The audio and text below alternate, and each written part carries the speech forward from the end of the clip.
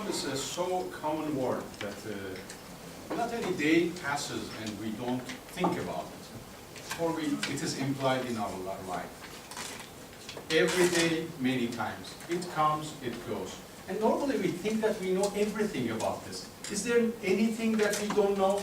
It is repeated so many times in our lives in childhood that we think that we know everything. We know at least 45,500 years ago, Sumerians invented money. They converted our claim into a number. So they made the job for us very easy. Now it's the number. We know it is divisible, it is transferable, and every specification that we need for our life. Just what we need to know is that how much we get it, and we prefer it to be in a very highly regarded currency, like Zimbabwean dollars, for example, and the more, the better. But the question is that, is there something that we missed about it? Is there something lost in repetition? Is there anything lost in oversimplification of the word? Or is there anything that there is, but we want to forget about it? Tonight we are going to explore a little bit about this. When we are thinking about income, usually the idea of a door is implied. In many languages, even the word door is mentioned in the word. For example, when we say, what comes in from our door?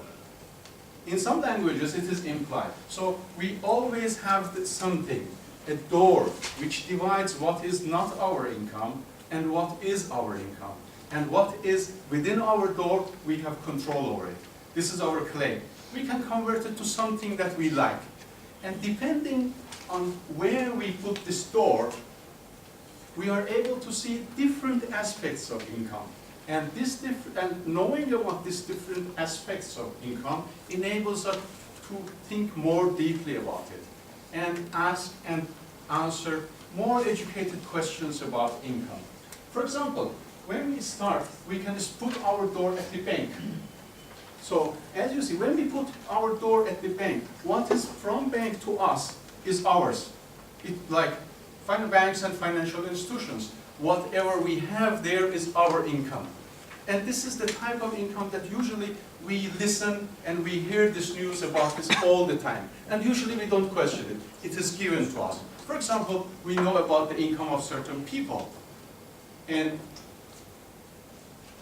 for example, we know that a street worker in China earns around $325. And this is given to us. We usually don't discuss it among ourselves, why it is like this. We get it as given. Or for example, we know that Qatari people have the highest income in the world, $135,000 per year. And from this we can understand that almost anybody living in Qatar can afford a Rolls Royce on a 48-month installment. So this is given to us. Or information like this. We read, Bill Gates' net worth is $79 billion. And when we are listening to this type of news, we can easily omit that point 2. You see, point 2 is not important there. And point 2 normally means $200 million.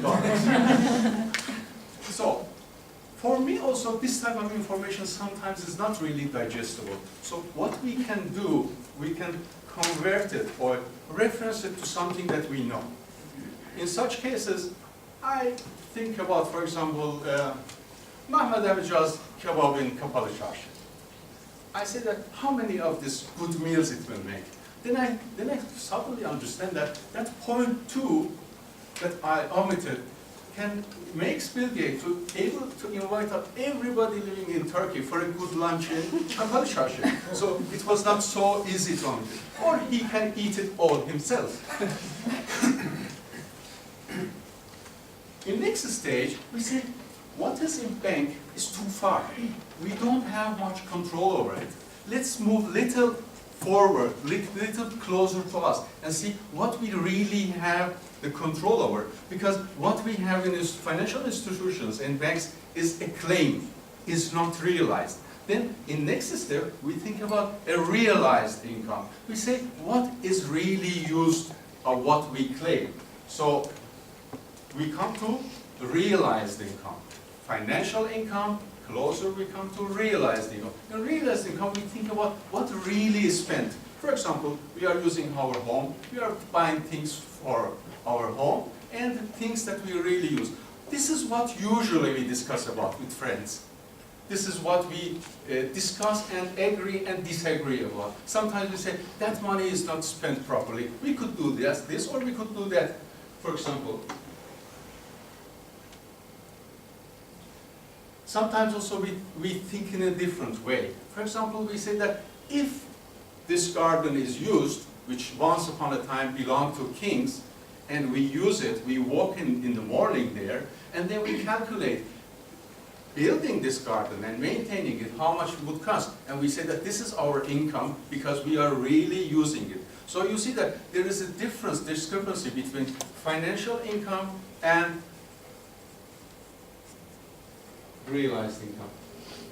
Sometimes we say, no, we have to move even further and say, what is really the ultimate income?